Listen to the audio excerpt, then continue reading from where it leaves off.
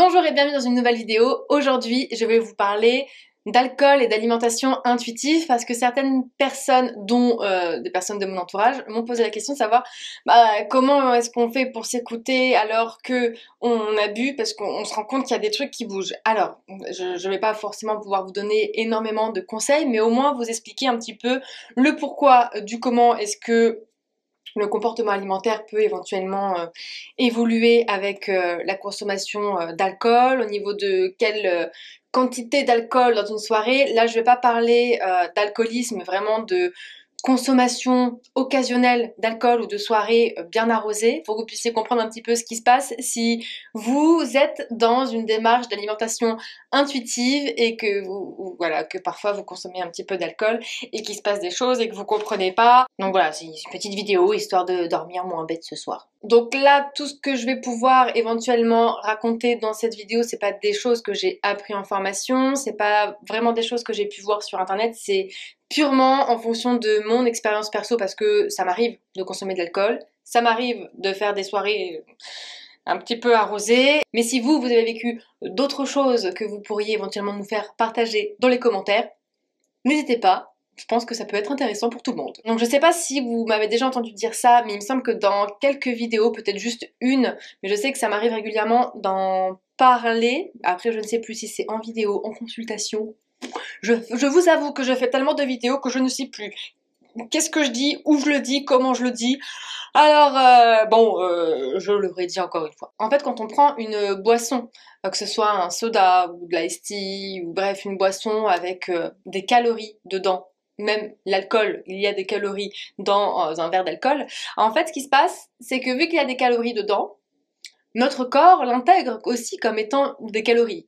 Ce qui fait que très souvent à l'apéro, en tout cas quand on est dans une démarche où on écoute son corps, vous avez sûrement pu vous rendre compte normalement que quand vous prenez par exemple l'apéro ou vous prenez un repas, si vous prenez un verre d'alcool avant ou même pendant, vous avez tendance en fait à moins manger.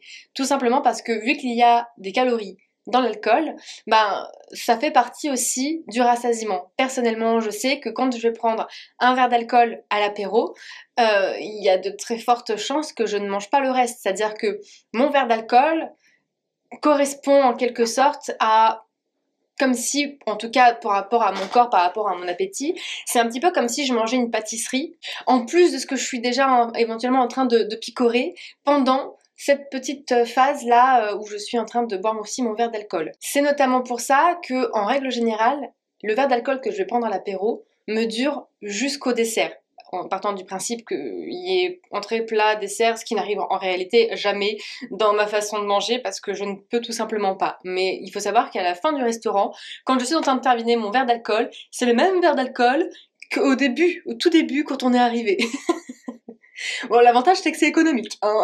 Et c'est justement parce que je sais très bien que si je termine mon verre d'alcool au départ, je vais moins manger en fait sur le repas, je vais avoir plus de mal à terminer. Je préfère clairement parfois sacrifier le verre d'alcool au profit du repas, parce que le repas me fait quand même plus envie que le verre d'alcool. Mais parfois quand même, pour le côté un peu festif, j'aime bien accompagner d'un petit verre de vin, et dans ces cas-là, le verre de vin me fait tout le long du repas, alors que parfois certains vont prendre plutôt un verre à l'apéro, et puis éventuellement un ou deux verres après pendant le repas. Donc un verre d'alcool, en règle générale, ça nous fait arriver la satiété plus vite, et en règle générale aussi sûrement le rassasiement plus vite aussi. Qu'il s'agisse d'un verre avec un alcool quand même bien fort, hein, on va dire que ça équivaut au final à comme si on avait bu 2 ou 3 verres d'alcool finalement, ou si on a enchaîné en cours de soirée 2, 3 verres, là on passe d'un état de détente et rassasiement à un état en général joyeux. On est bien quoi. Et la problématique par rapport à l'alimentation intuitive, c'est que quand on a bu une certaine quantité d'alcool, quand on a dépassé le fameux verre léger, on arrive dans une phase en fait où, faim, pas faim, on a envie de manger. On a envie de grignoter, on n'a pas forcément envie de faire un vrai repas, on n'a pas envie... voilà, on sent qu'on n'a plus faim, on sent que c'est juste l'envie de grignoter, l'envie de... voilà, d'être actif, mais c'est surtout le manque d'attention en fait là qui prime, le manque de conscience sur ce qu'on est en train de faire qui prime, parce qu'en réalité, que je pense que sans l'alcool, dans la même situation, on serait plus propice à pouvoir se recentrer sur soi et se poser la question de savoir est-ce qu'on a réellement envie de manger ce qu'on est en train de manger ou pas, parce que parfois on va repiocher dans des aliments qu'on n'aime pas forcément.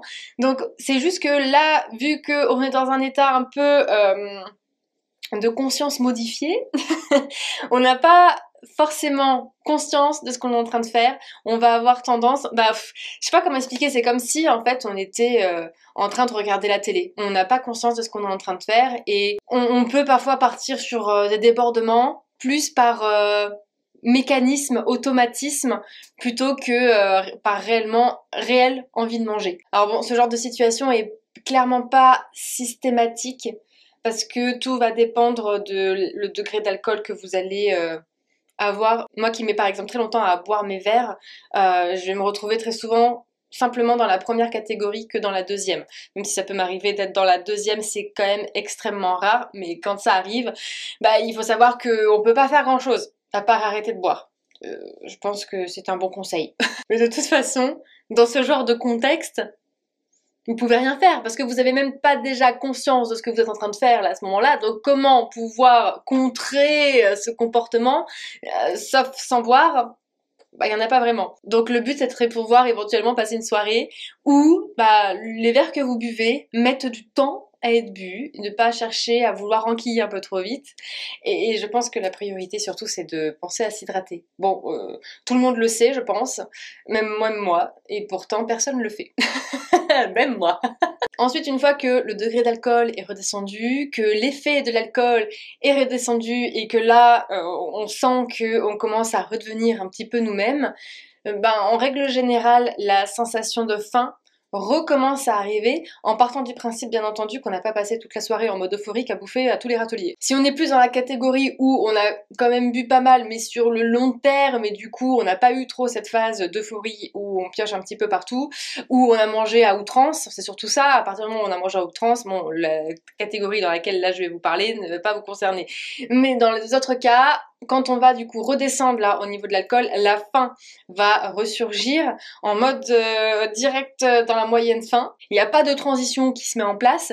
Et là, en règle générale, on a envie d'un truc bien fat, bien calorique, bien consistant, histoire de pouvoir apporter la dose de calories nécessaire aussi pour le corps, parce que mine de rien, le fait d'avoir consommé de l'alcool, ça nous demande de l'énergie pour aussi pouvoir tout remettre correctement à l'intérieur pour qu'on redevienne un petit peu conscient de ce qu'on fait, en plus de déshydrater. Donc là, on a besoin d'une dose de calories, et c'est souvent comme ça en général qu'on arrive à la maison, en ayant déjà un petit peu décuvé, et en se disant, avant d'aller se coucher à 4 heures du matin, je me ferais bien un plat de pâtes avec plein de fromage, ou je me ferais bien un McDo là sur le chemin, s'il y a un McDo qui fait H24, on pense à moi. Donc tout est normal. Et le truc qui arrive très souvent aussi au réveil, alors je sais pas pour vous, mais pour moi c'est systématique, c'est-à-dire que j'ai une soif intersidérale qui se met en place, mais une soif comme je ne connais que très rarement, que dans ces occasions-là, mais j'ai une soif vraiment qui est pratiquement insatiable, mais je n'ai pas soif d'eau. Je pourrais boire des litres et des litres d'orange pressée. Je pourrais boire des litres et des litres d'ice tea avec plein de glaçons à l'intérieur. Enfin, c'est les deux boissons qu'il me faut absolument en lendemain de soirée. J'ai vraiment tendance à en boire, mais des quantités, j'allais dire monstrueuses, mais bon, pour certaines personnes, peut-être que ça sera pas des quantités monstrueuses, mais je bois vraiment vachement plus que d'habitude et on me fera absolument pas boire d'eau. J'ai besoin à ce moment-là de quelque chose de frais, de quelque chose de sucré. Bon, je cherche pas trop à savoir d'où ça vient, mais vu qu'à chaque fois ça arrive dans ce genre de circonstances, je pense que ça a un lien avec l'apport calorique, la réhydratation et bref tous les besoins que le corps va avoir en fonction de ce qu'on a pu lui faire vivre la veille. Donc une fois qu'on a mis bout à bout toutes ces expériences-là et qu'on s'est rendu compte quand on les vit que ça se passe pratiquement tout le temps de la même façon, bon là je pense qu'on peut se dire qu'il y a un lien avec le fait de boire de l'alcool et que le comportement alimentaire se régule en fait comme il doit se réguler de lui-même et qu'il n'y a pas de contrôle à avoir. C'est-à-dire que si le soir, en rentrant, on a envie de manger quelque chose de gras, c'est pas parce que vous avez envie de manger quelque chose de gras qu'il faut aller vous restreindre en vous couchant le ventre vide, manger un morceau. Parce que sinon le lendemain, vous risquez d'être encore plus dans le mal que ce que vous allez être. Parce que justement là, vous avez besoin, votre corps a besoin d'être ravitaillé sur le moment. Enfin bref, voilà pour la petite vidéo que je voulais vous faire. Je sais pas si vous aviez plus de questions à ce sujet, mais je trouvais ça peut-être intéressant pour vous d'avoir un petit peu mon expérience et les déductions que moi j'ai pu en faire par rapport à ce que j'ai pu vivre.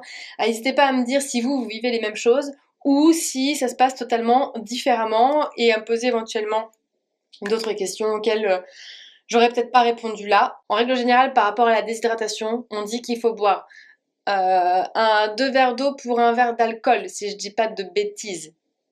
Après, je vous donne cette information, vous en faites ce que vous voulez. Donc voilà pour la vidéo d'aujourd'hui, j'espère que ça aurait pu éventuellement vous éclaircir si jamais vous faisiez partie des personnes qui ont vécu ce genre d'expérience et qui comprenaient pas trop ce qui se passait.